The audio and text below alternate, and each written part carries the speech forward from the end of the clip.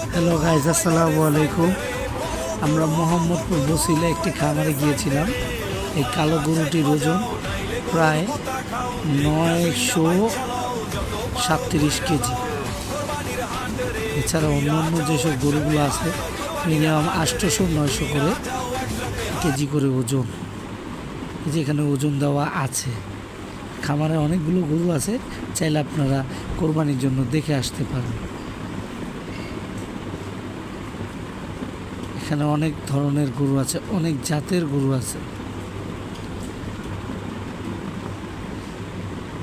প্রতি গরুগুলোই 800-র উপরে ওয়েট আছে এখানে।